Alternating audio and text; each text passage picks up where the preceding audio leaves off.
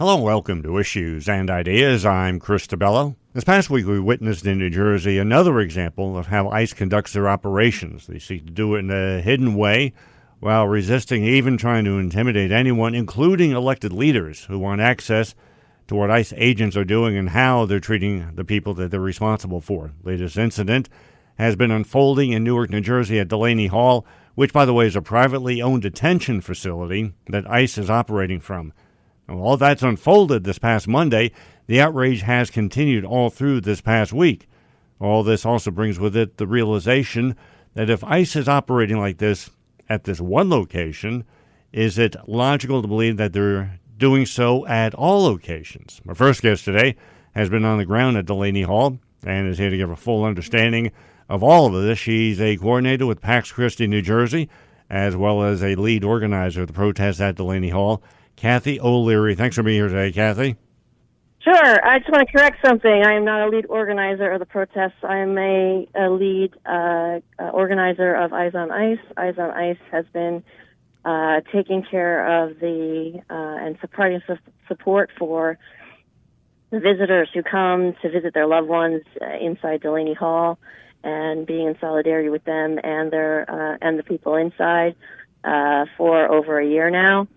We've been here 7 days a week. We are here every time there are visiting hours, for the entirety of visiting hours, to help people get in to see their loved ones, because we understand that getting people in to see their loved ones is the most powerful form of resistance that we can muster, because that gives them the strength and the courage to continue fighting their cases, or to decide that as a family that it might be better if they return to the person in detention returns to their birth country.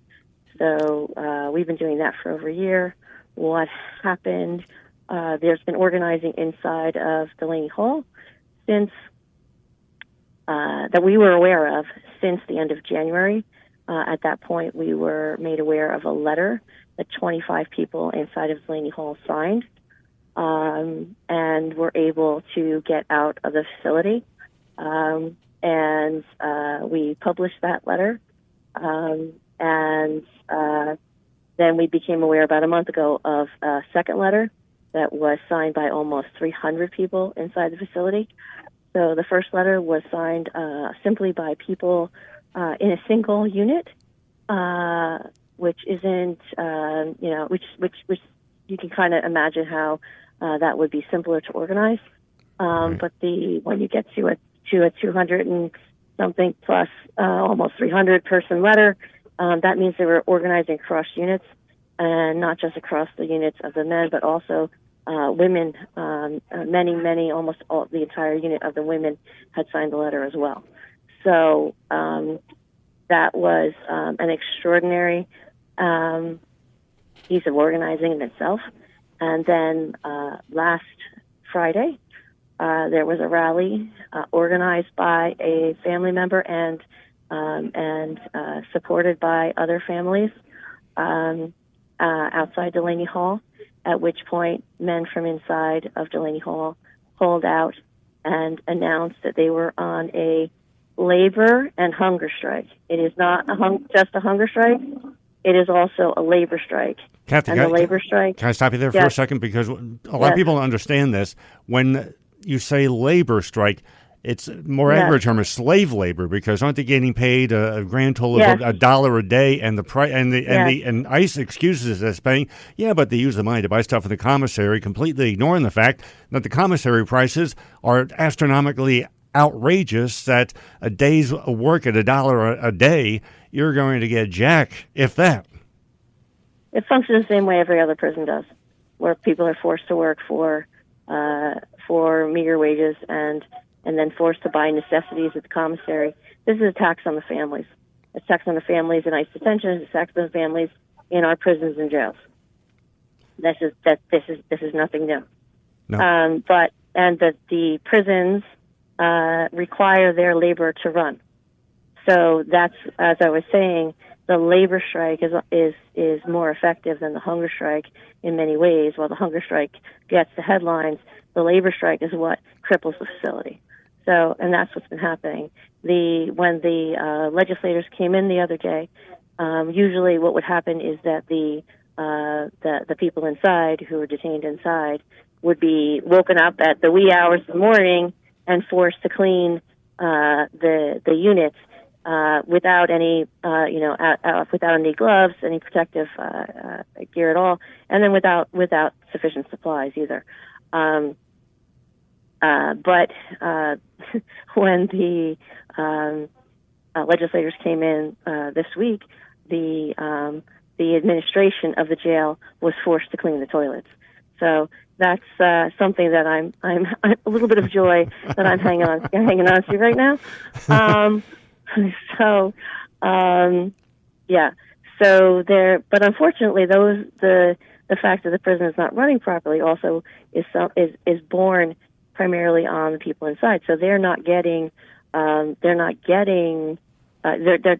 bathrooms are filthier than usual, right? Because they're not cleaning them, and they have no clean sheets. And I heard one family member said they have no sheets at all. So they're dealing with and they're eating off of paper plates and that kind of stuff. So that's if they can eat the food. I've heard reports saying the food is maggot filled. The water is as close to sewage water as you can get out of a tap. Sometimes some people have said it's just seawater with how salty it is. These are in no way, shape, or form humane conditions. And when you look at statistics, and these are ICE statistics, by the way, 5% of those in custody, 5% have a criminal record, 73% no arrests. We don't use those statistics because it doesn't matter. It doesn't matter. These are our neighbors. It doesn't matter because it doesn't matter what you did. It doesn't matter what the worst thing you did in your life was. You are a human being. And you're entitled to human rights. And you're on American soil, and I know that there are people who aren't going to like what I'm about to say, but the U.S. Constitution affords every person on American soil due process rights and rights to liberty and freedom and humane treatment. That's a given. There's no debate about that. Even Justice Antonin Scalia agreed with that. But that's never been our practice, and it hasn't been our practice. Since ICE was founded, certainly. Oh no, absolutely not. I mean, and when they try to defend themselves, they defend themselves by lying about what some of the things I heard. That there's no hunger strike in there. They can come. Elected officials can come in anytime they want. Had a federal judge come to the determination recently, Judge Michael. We're all focusing on the wrong things right now. We are focusing on what's happening outside. We're focusing on the politicians. We're not focusing on the people inside. The demands of the people inside are very clear. And even before they published their demands, they were telling legislators who were coming to visit that we don't want you to focus on conditions. We don't want to be comfy, is what they said. They said we do not want to be comfy. We want to be free. We want to get out. So. But then the curse becomes you need the politicians. You need point A to get to point B. Mm-hmm. So how do you close that gap now? Well, it would be helpful if people started humanizing the people inside of detention as opposed to focusing on what the politicians are doing or what protesters outside the facility are doing. There are now 3 letters published. How about people go read those letters, find out what people said, start sharing those letters, talking about the people inside as people, not as statistics, and demanding that accountability, not just from Republicans, but from Democrats too, who have voted over and over and over again for more and more money for ICE. This facility and this system, as it exists today, was built under Bill Clinton. Delaney Hall ran as an ICE detention center under Bush. It ran as an ICE detention center under Obama, and it was on President Biden's list to reopen as a detention center. Had Harris won re-election, Delaney Hall would be open. And we wouldn't be talking about how horrible the conditions are inside because there seems to be an idea that when Democrats run ICE jails, they're better. And as I mentioned back in the introduction, this has become an industry GEO Group, for example, owns Delaney Hall, $1 billion contract, and they got that by winning political favors of making donations to the right people. So for the person, they have always done that. They have always done that. And they make donations to Democrats as well. Absolutely. So, but for the person listening right now, Kathy, what are you doing to help people realize this is an issue of humanity, not politics? We are talking about the people inside. We're talking about the pregnant women who are inside, who are miscarrying. We're talking about how the people inside yesterday. Everyone is focused on how the people outside are being tear gassed and beaten, right, and pepper sprayed and beaten. Yesterday, there was peaceful resistance inside. They were trying to remove the man who was acting as a translator for the unit. He was bilingual, so he was translating from English to Spanish and Spanish to English for the rest of the men in the unit. They were trying to remove him to break the strike, and when everyone gathered around him to keep them from pulling him out of the unit, they, with their hands raised and their backs to the guards surrounding this man to protect him, they started getting beaten. And then they threw either pepper spray, what the men described as tear gas, in the hallways. Started beating people with batons, and this is 40 guards. Started with 40 guards, and then ICE came in afterward. This is based on accounts that we got directly from people inside and from their family members. Started beating them, forced them into their rooms, pepper spray in the rooms, then locked them in and shut off the ventilation. That's what happened to them yesterday. Now they're on lockdown. They have no tablets. If they're on lockdown, locked in the rooms, they have no access to phones. They've taken away the microwave, so whatever commissary they had saved up, they can no longer use. They have, if you can't get to a tablet, anybody who knows anything about a prison knows that you can't do anything without a tablet because you can't get a sick call. You can't, because sick calls go through the tablets. Access to commissary goes to the tablets. Access to your moving money from your commissary fund to your phone fund, so you can continue to have money to call your loved ones. It goes through the tablet.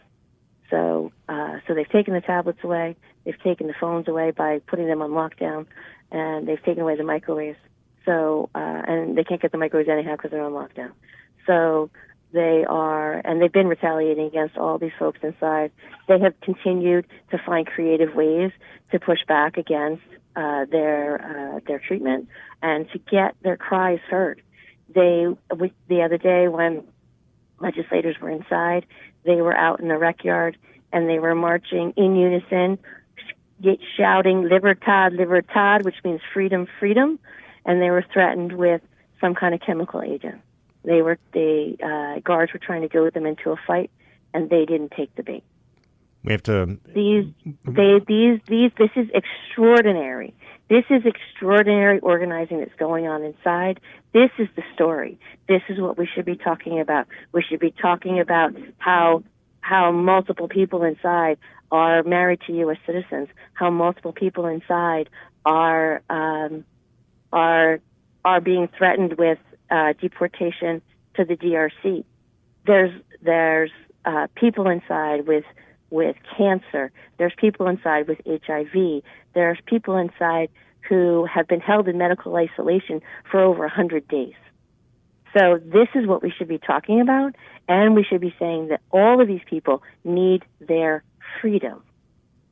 And that's exactly what you're doing. For the person listening right now, let's wrap the segment up with lay before a person listening right now who wants to do more than post comments on social media. What can they do to be actively helping these people? They can donate to the commissary funds, to the legal funds, to the and directly to the families through the link tree. They can find all of these links on the Pax Christi NJ Instagram account at PAXCHRISTINJ on Instagram, and donate. and please donate to the GoFundMe's. That goes directly to the families. The families are hurting. There's a breadwinner inside, almost always, and they still have to feed their families and pay their rent. And now they have to pay for thousands and thousands of dollars in legal fees. And then when they do finally get a bond, they have to pay possibly tens of thousands of dollars to get their loved one out, to pay the ransom to get their loved one out. We're going to put the link to the Instagram account over on our homepage for you listening, so you can have easy access to it. You don't have to be fumbling for a pen and piece of paper right now. And Kathy, I want to thank you and Eyes on Ice and everything you're doing, because as you just did here, you helped us place the focus where it needs to be, to the point where I want to correct myself on something I said not too long ago. I was pushing back against people who were comparing the detention centers to concentration camps, but from what you have let us understand, they are indeed 21st century concentration camps. It was wrong. It was wrong then. It's equally wrong now, and it's going to be the truth and the people that are going to make this better for these people who are wrongly imprisoned. So thank you, Kathy. Yes, thank you. Among all the events unfolding in front of us, the need to pay attention to one, I think, is obvious, while another, I believe, is insightful. The obvious is the foreign policy of the Trump administration, specifically how Donald Trump is conducting the war in Iran. The insightful is what Pope Leo has been saying and explaining in the early days of his papacy. Both of these, I think, are educational, but only if you have a factual understanding about them. And this is why we turn to my next guest. One was serving in the U.S. House of Representatives, representing Florida's 19th District. That was from 2017 2021. Before that, he served as the U.S. Ambassador to the Holy See for President George W. Bush administration. That was 2005-2008. He's also author of the book, The Global Vatican. Ambassador Francis Rooney. How are you today, Ambassador?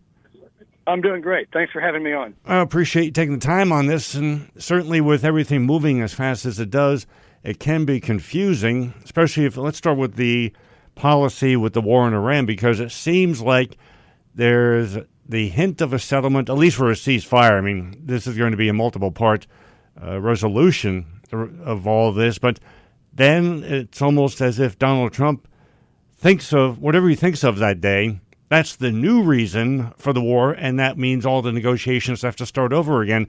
Help us make sense of what we're seeing unfolding with this, unfortunately fluid, I guess I should say, activity with policy regarding the war in Iran. Well, I don't think very much of what's happened with Iran and the United States makes any sense at all. I don't know why he picked that fight. They didn't go into it having thought out all the options. They prevaricated about the different reasons for their actions, and now they seem to have settled on the nuclear thing, but they'll probably prevaricate on that again. Yeah, I mean, so they're in a position here of... Just the other day, he all of a sudden he pops in with the Abraham Accords. Yeah, it's distractive.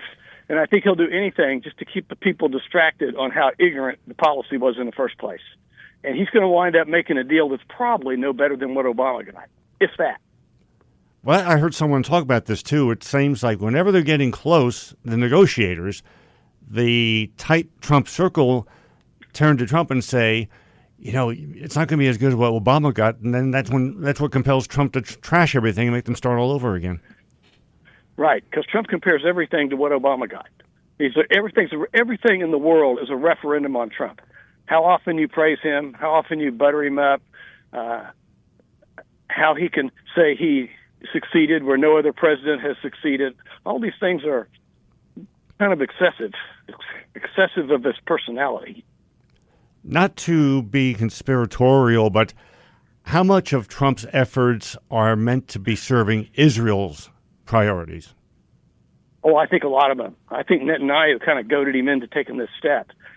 And I don't think Trump, I don't think Trump's guys thought it through, what they really could accomplish with Iran and how wily the Iranians are, and how it was really Netanyahu's problem, not ours.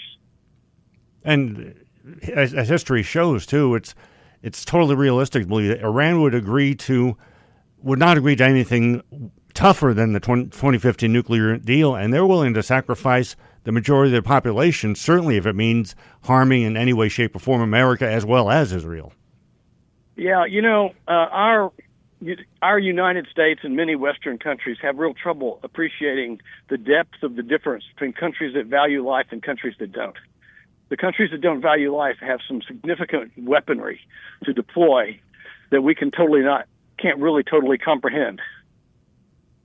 And this isn't to be in any favor, any way, shape, or form of Iran having nuclear weapons, but if you look at the 2015 campaign, at least the 2015 nuclear agreement with the U.S. and multiple other nations, there at least was supervision, and they had a leash on them that, okay, fine, you obviously can use nuclear power. Any nation would want that. And the weaponization of it had at least a moderate leash on it, I guess would be the accurate thing to say. And again, this just shows the ignorance of what's happening in the current state of affairs with the Oval Office and the Trump administration. They had a useful deal. Instead of trying to add to it, they scrapped it and went to start over again. Here we are. Yeah, I mean, I wasn't totally in favor of the terms that Obama agreed to, and I certainly wasn't in favor of giving him all that money back. But Trump's about to talk about doing the same thing, paying him off again. I heard a figure, if it came to pass, it could be a potential $300 billion windfall for Iran. Yeah, makes zero sense. Talking with Ambassador Francis Rooney, who served as U.S. Ambassador to the Holy See for the President George W. Bush administration, as well as a member of the House of Representatives representing Florida's 19th District. You're listening to Issues and Ideas. Let us move on to Pope Leo, because I have been, ever since the Boston Globe reporters came out with the, no pun intended, the Book of Revelations about what had been going on with the Catholic Church, and I've been hard on the Church, or maybe factually honest, call it whatever you want to. I'm looking at what Pope Leo is doing. I think he could restore a lot of what his predecessors allowed to be lost with the Catholic Church. I don't think there's any doubt about it. I think you're absolutely right. You can see how calm and judicious he is versus, say, Pope Francis being kind of yelling at people all the time. Yeah. And I think he understands the message of the gospel like Pope Benedict did, but with a little more powerful delivery than that. And he's onto something with this AI. I mean, the parallels between right now with AI and concentration of wealth and inequality are just like 1890 when Leo XIII wrote Verum Novarum. That's one thing that really stood out, too, when Pope Leo talked about this, and so much more in his Magnificat Humanitas, which is basically the, hi, here I am, here's what I'm all about, papal encyclical. He's pretty hip to the modern world. He's not, we have people in Congress, no offense, you being a former member, but they're still trying to figure out flip phones as far as technology is concerned. Right. Yeah, Pope Leo has a keen understanding, I think, of the dangers of AI, and he's willing to have the Vatican weigh in on the damage it could do to humanity. And that's really kind of his job. As he explained to Trump, my job's to preach the message of the gospel, and your job's to be president. And usually never the twain shall meet, unfortunately, but that's another debate for another time, too. In your time as ambassador, did you become close to or know of the man who will become Pope Leo? And does what you see now come as any surprise to you of the person you knew then? No surprise at all. My family's known Pope Leo for about 40 years. And we've been very involved with the Augustinians because our children went to Augustinian middle and high schools. And I was on the board of it, and Pope Leo used to come down to our board meetings every couple of months. And then when we lived in Rome, 2005 to 2008, we saw him all the time. We always invited him to every event we had at the house that involved Americans. And he's going to be a great pope. I think he'll be a great pope for two reasons, among others. One, he ran that order and has had to deal with people problems and money problems. And our popes are not very good at those things. We saw the abuse scandals, difficult to deal with them. We saw Pope Francis be defrauded out of $300 million or so in London. I don't think you'll see that stuff with Pope Leo. In your book, you wrote about, in the Global Vatican, you wrote about soft power and soft diplomacy. Is that Pope Leo right now, or it seems like he went not as loud and bold as Pope Francis and many of his predecessors, but if you look through the timeline of popes, you go back to Pope Pius XI and XII, they were certainly absent where they needed to be more present. Is Pope Leo the needed centrist that the Vatican needs? Well, I think after Pope Francis and Pope Benedict, for different reasons, he is. I mean, Pope Benedict was a scholar and was very quiet. Pope Francis was a minister to the poor and very loud. I think with Pope Leo, you'll get a lot of Pope Francis's message, but you'll get it expressed in a more judicious and rational manner. I think much like political parties have to realize and usually fail to do, I think the Pope Leo realizes there's a generational change that's needed in the church, certainly with the absence of a sufficient number of priests, people coming into the priesthood. I think he sounds more of a magnet than a repellent, that other popes have been more the opposite. Indisputably. In fact, Fox has reported that church attendance and interest in Catholicism among young people is up 13%. And I think that's been widely corroborated by other media. So that's a good thing. And I think Pope Leo has a lot of responsibility for enthusing these people. And he's only getting warmed up, too, which is going to be the fun thing to watch and the interesting as well. Like I said back in the introduction, when you have the facts and the reality, what you see could be a lot more insightful than just color and noise. And Ambassador Rooney has helped us, I think, better understand this. Be sure to get his book, too, when it comes to Pope Leo, because he gives you a look inside of the Vatican. This was 2013, but tradition holds true, and anything pushing against negative or not fully effective tradition is valuable, and I think Pope Leo is going to be doing some of that as well. The book is The Global Vatican. You can get it on Amazon, Barnes & Noble, whatever your favorite means is. He is a former U.S. ambassador to the Holy See for President George W. Bush administration, as well as former member of the U.S. House, representing Florida's 19th Ambassador Francis Rooney. Thank you so much for your insight and for helping us better appreciate and understand some very important matters in our country and world. Thanks for being here today. Thanks for having me on. If you're listening to us via your favorite podcast platform, don't forget to follow and subscribe. Access to health care programs like Medicare, Medicaid, your own health insurance have always been challenging. That's a good word.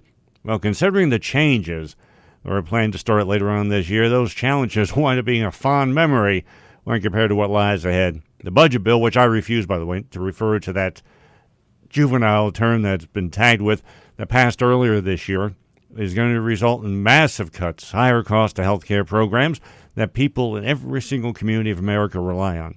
It's time for the voice and the will of we the people step up and step forward. My next guest is with us to tell us exactly how to do that during 7 Days in June. Here to discuss all this is one of the leaders of 7 Days in June. He's also founder of the Sero Project, former mayor of Milford, Pennsylvania.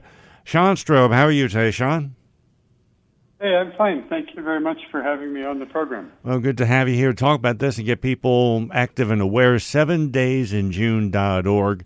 Learn more about what we are talking about with Sean here.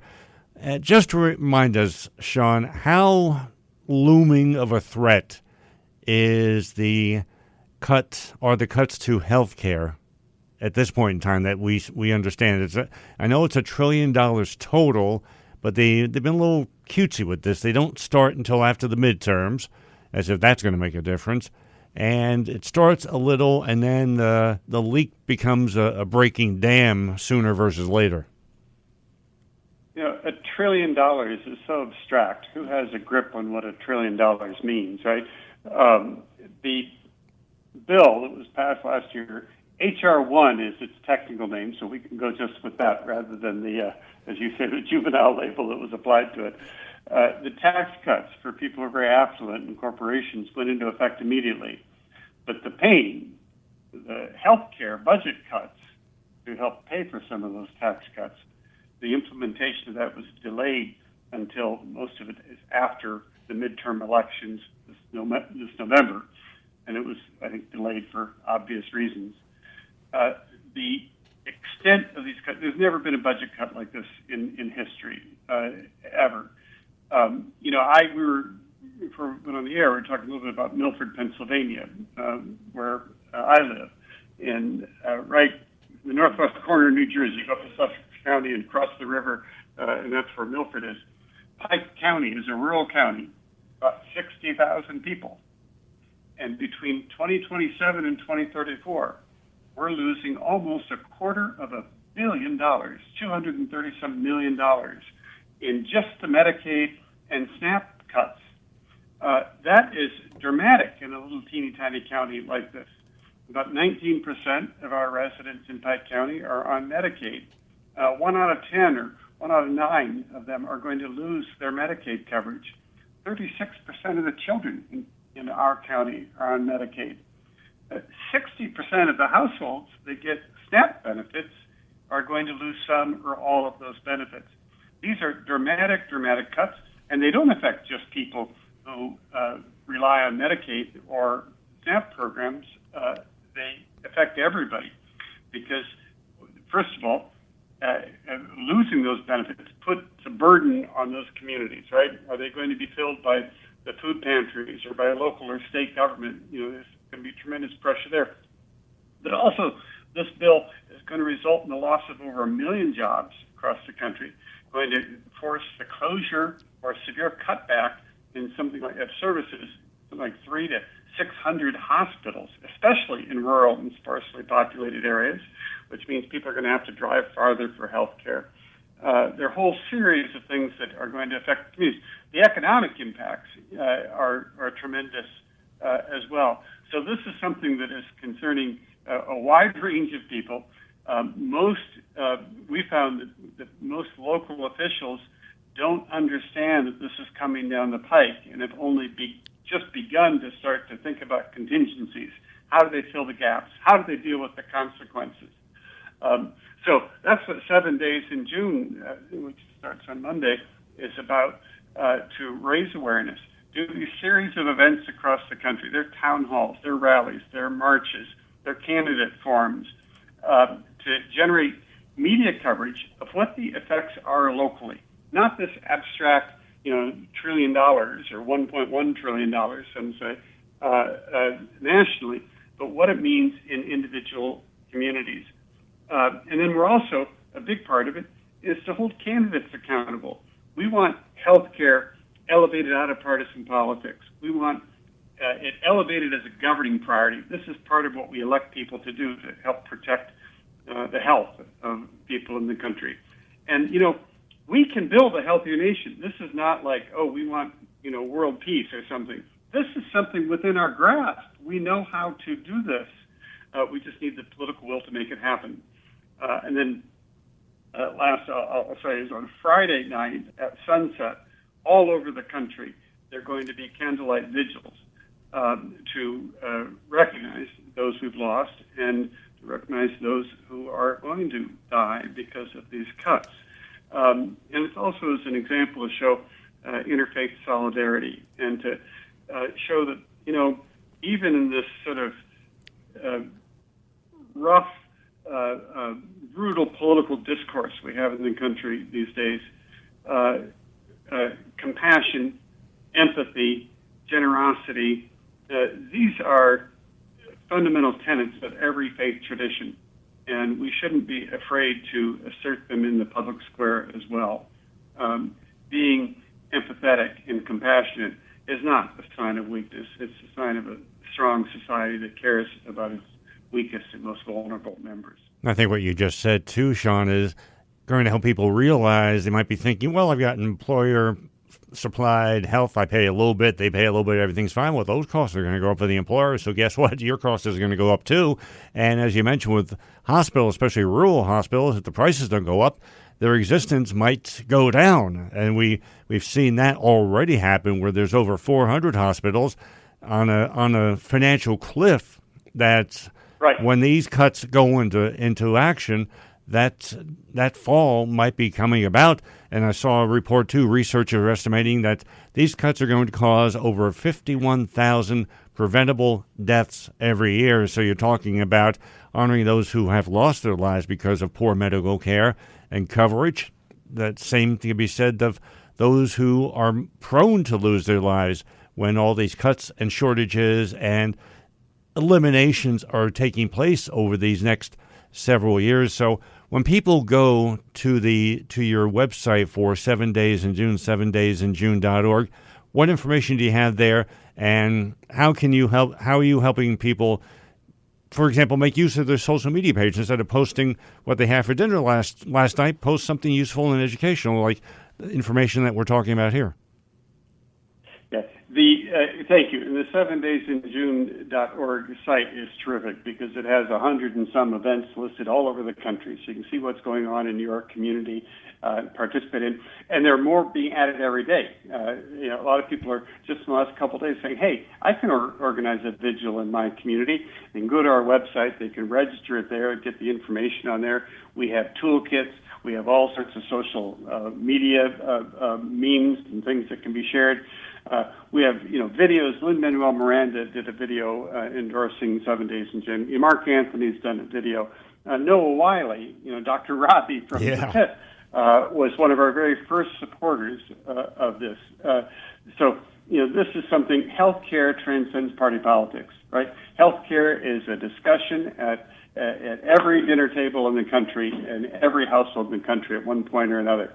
And by the way, one thing I didn't mention is what this is doing to health insurance premiums for people who do have, who have through the American Care Act. There are lots of people whose premiums are not just doubling, in some cases are tripling. I have a friend here in Milford was telling me the other day, her premium is going from $500 and some dollars to, I think, almost $1,300 a month. So this is a really, really dramatic shift that people don't understand, and they will when they start to feel this pain in their communities. But we're trying to raise awareness, both so the communities and people impacted can prepare, and hopefully to build the political will to reverse these draconian cuts. And if we, elect a Congress this fall that is willing to do that, hopefully it'll be top of their priority list when they take office in January. Well, that's the most important part, to get ahead of this before it happens. It's easier to prevent than after it happens, trying to turn back the clock. And you can find out the information about getting active in this cause, 7daysinjune.org.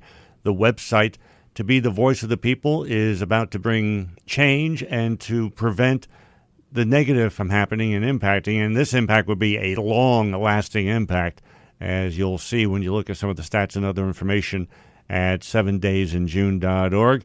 Sean Strub, thank you for helping us understand that we do have the power to change things, to keep things fair, equitable, and for we the people, not for we the few. That's the big difference as well. Thanks for being here today. Thank you so much. As we head into the summer months, our outdoor time, of course, increases. Questions for you. How are your sunscreen habits? That's good. Are you careful about staying hydrated? That's a good one. One more for you. What's your awareness about ticks and Lyme disease? Aha! If you don't think either are a big deal or you're not prone because of where you are, well, guess again. CDC reports that 476,000 Americans are diagnosed with Lyme disease. That's the most recent year stats. And that number, by the way, keeps growing. Now, there are two ways to avoid adding to that number. You can become a shut-in or learn about the steps to take so you can prevent becoming a banquet for ticks as well as mosquitoes. Here to talk about all this is the founder of Sawyer, which has been providing effective products to prevent tick and mosquito contact since 1984. Kurt Avery, how are you today, Kurt? We are great. How are you doing? Very good to have you here to talk about this. Sawyer.com, learn more about the products as well that can help you avoid what we are talking about here. Because, Kurt, as I said, some people don't really think of Lyme disease or any tick or mosquito-borne illness as something serious, so they're not going to get it. How wrong is that? How wrong is that belief? Well, it's serious when it happens to you, that's for sure. So, yeah, it's very serious, and some of these are lifelong. I mean, maybe you get rid of some of the symptoms, but they keep coming back. So, it's very serious. Yeah, it's almost a tick version of post-traumatic stress disorder. Some of these, because with ticks especially, they can have impact. I mean, it depends on your specific health, well-being, and your age, but they could have long-term neurological effects if it's not taken care of. That's correct. So the trick is to avoid getting a tick on you. That's the game here. And this includes, by the way, some people wind up in emergency rooms just because of tick bites, and that number also, according to the CDC, is growing in numbers and directions that no one wants them to see go. So give us some ideas of protection as far as, because you want to prepare before you go outside, but then as you're outside when you come indoors. But let's start from before you go outside. What should your armory include as far as protection and safety and trying to avoid all the nasty stuff that ticks and mosquitoes can do to you? Yeah. Well, first, I like to start with understanding the tick. It's a very interesting creature. And then if you understand them, you'll be better able to keep them away from you. So first of all, they only breathe once every 15 minutes. So they're very, very slow-moving creatures. And their second characteristic is they always climb upwards. So they're going to be at the top of the blade of the grass, or they're going to be in a bush. So obviously your first thing is, keep your lawns mowed. And, if you're out hiking, try to stay on the path, unless, you have to go into the bushes and stuff like that. And the other thing is they're usually proliferated by a lot of rodents. So, it's the small little creatures, the mice and the chipmunks. If you're in an area full of them because the predators are gone, then they're more likely to be elevated number of ticks there. So what you do is the secret that most people don't understand is permethrin. And permethrin is something you put on your clothes or on fabrics. It's not a topical repellent you're going to put on your skin. Those work as well, but the fabric treatment can last 6 weeks or 6 washings, so it's a long thing. The shoes, there was a study said that if you treat your shoes with it, a fabric shoe, you're 74% chance less likely of ever getting a tick to land, because they're going to start there and work their way up. So you do your socks, you do your pants, you do your shirts in case you're up against brushes. When a tick crosses 1 inch of fabric that's treated with permethrin, that's it. It's going to die that day. But because it only breathes once every 15 minutes, it may live for another 3-4 hours, but it'll never embed. It's done. It breathes through its abdomen. It's got it, and just breathes very slowly. The other side of it is if you do have a tick on you, don't panic. These things are very, very slow moving. It's 12 to 24 hours before it even exchange fluids with you to where you would get sick. So you have time to do your tick check. You have time to go underneath it with a little tweezer and pull it out very slowly. Don't pop it out. Don't use your cigarettes or Vaseline to try and make it exit by itself, because it's got little barbs on its mouthpiece. And if you try to make it exit by itself, it's going to spit everything it has into you to loosen up the barbs. So just very slowly and wiggle it out and clean up the area when you're done. A little rubbing alcohol or soap and water. But you go slowly so you don't be there. So if you understand, and then if you do think you have them on you, you can always throw your clothes in the dryer, turn it on real hot. That will kill them if you think you can't see them, but it's on your clothes. Spray your dog. Permethrin, the same thing you put on your clothes, is going to last 6 weeks on the dog. Spray the hair. Don't bring them home. If you're a hunter, like that kind of thing, and you shoot the trophy, lay it on the blanket in the back of your truck so all the ticks fall off, and as they crawl around on the blanket, they're all going to come home dead. So a lot of ways to avoid them, and if they are there, just don't panic. They're very, very slow things.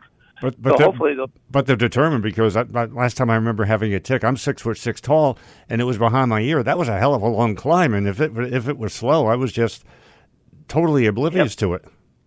Exactly. And you can't tell when you will not. It's not like a mosquito. You're not going to feel it when it slowly inches in there. That's why you got 10, 12 hours, and they are going to go up. So it would obviously prefer back of the knee. It wants soft, dark skin, something real easy for them to barb into. But obviously the crotch, the armpits, but if it runs out of luck, it's going to get all the way up to the head. So.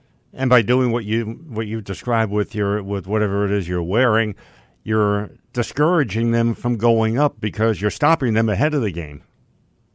Yeah, they'll climb up for about 4 or 5 hours, but they're dead. They're going to die.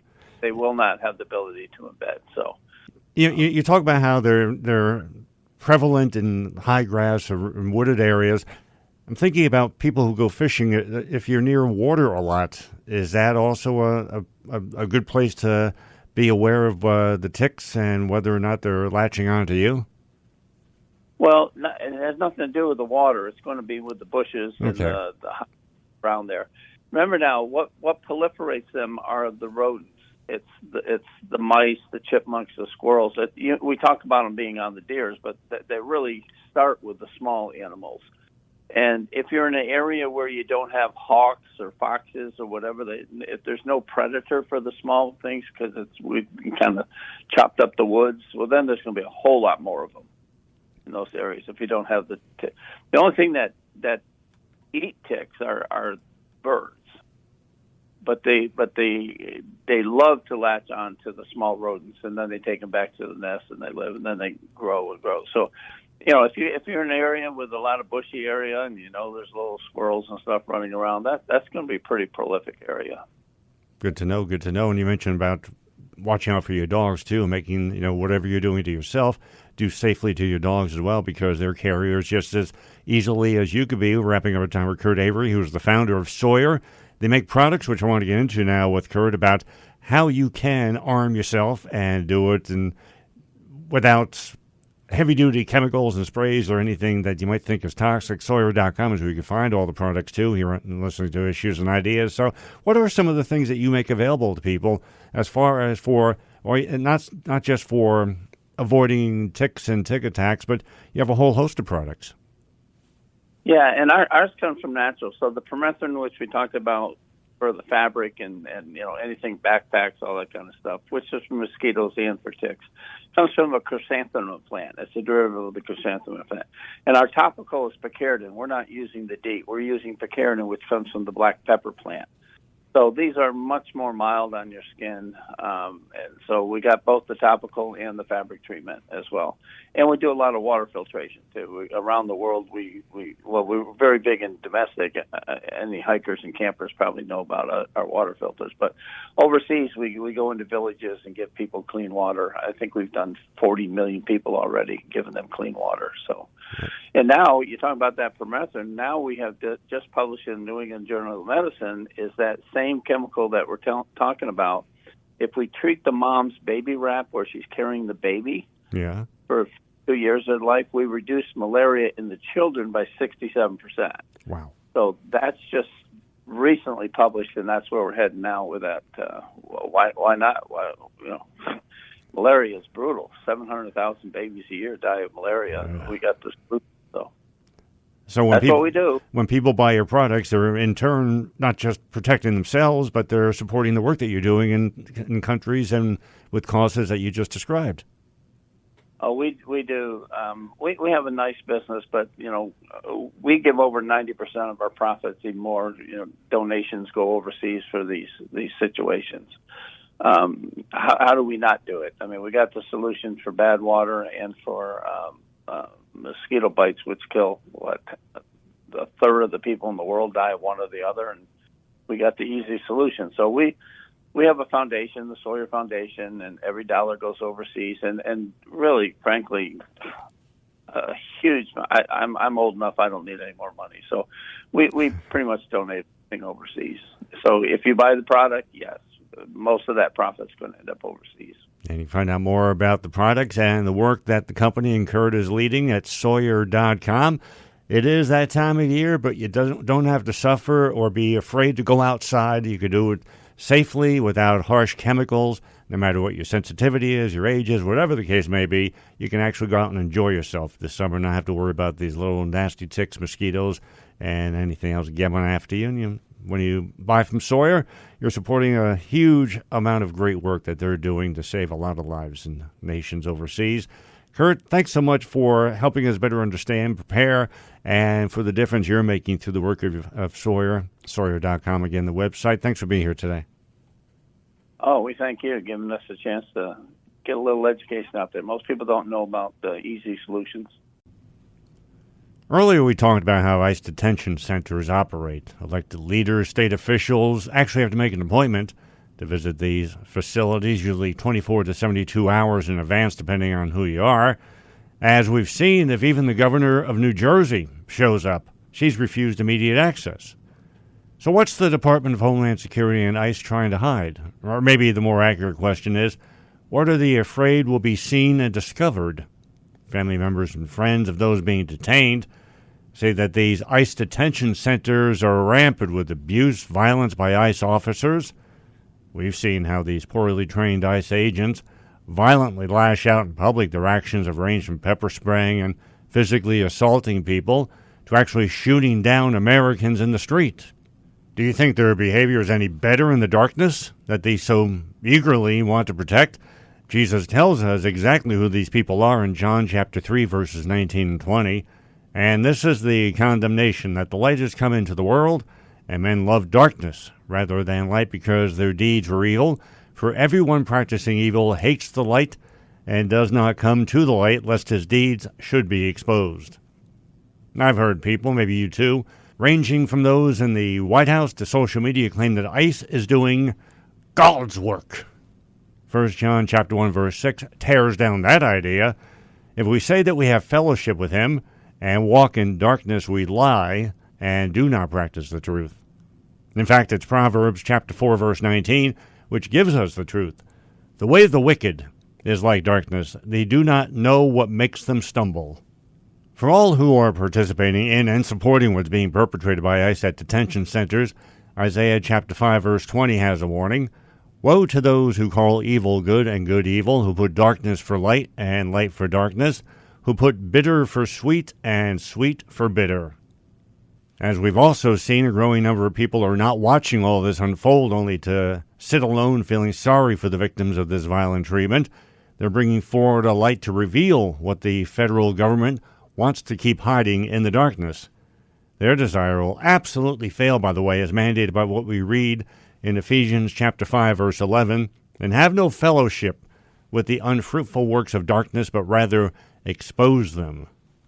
We who are God's children and chosen are the light because he has filled us with his light.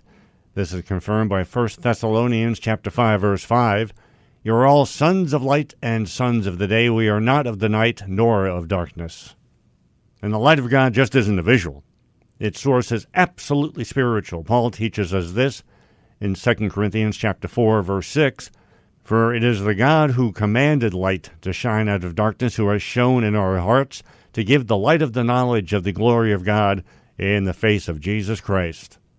Now, staying in 2 Corinthians, we are not to consort with those who do wrong, arguing about their actions, and then going to dinner with them excuses and even permits their darkness to continue. Let's go to 2 Corinthians chapter 6:14, get an explanation about this. Do not be unequally yoked together with unbelievers, for what fellowship has righteousness with lawlessness, and what communion has light with darkness? It's our duty as Christians to confront the darkness with God's light. It's also a duty which Jesus, in Luke chapter 6, verses 41 and 42, teaches how we need to be ready. And why do you look at the speck in your brother's eye and do not perceive the plank in your own eye? Or how can you say to your brother, Brother, let me remove the speck that is in your eye, when you yourself do not see the plank that is in your own eye? Hypocrite! First remove the plank from your own eye, and then you will see clearly to remove the speck that is in your brother's eye. In 2 Timothy chapter 4, verses 2 through 4, we're made to understand what we're up against as well. Preach the word, be ready in season and out of season, convince, rebuke, exhort, with all long-suffering and teaching, for the time will come when they will not endure sound doctrine, but according to their own desires, because they have itching ears, they will heap up for themselves teachers, and they will turn their ears away from the truth, and be turned aside to fables. It's God's word that serves as our strength and armor in these times, too. Titus chapter 1, verse 9 reminds us this way, holding fast the faithful word, as he has been taught, that he may be able by sound doctrine both to exhort and convict those who contradict. Now, since the light and the darkness cannot in any way coexist, our works need to come with the light, sourced by God's light. 1 Corinthians chapter 15, verse 33 gives us this instruction, do not be deceived, evil company corrupts good habits. God's own words call on us to the duty I've been talking about today. Let's turn to Leviticus chapter 5, verse 1. If a person sins in hearing the utterance of an oath and is a witness, whether he has seen or known of the matter, if he does not tell it, he bears guilt. As you hopefully know in your heart and soul, our duty is not to seek vengeance in times like this. God will handle that at the time and in the way of his choosing. Our direction is given to us in Romans chapter 12, verse 21. Do not be overcome by evil, but overcome evil with good. So when we step forward, we step according to God's will, not ours. Don't forget to check out our website, issuesandideasradio.com. We have more information about the guests who joined us here on the show today. Of course, all the features on the homepage, all through the website. And if you've been listening via your favorite podcast platform, make sure you subscribe and follow. Always grateful and thankful as you come along for the ride with us each and every time. Look forward to being with you right here this time next week for our next edition of Issues and Ideas.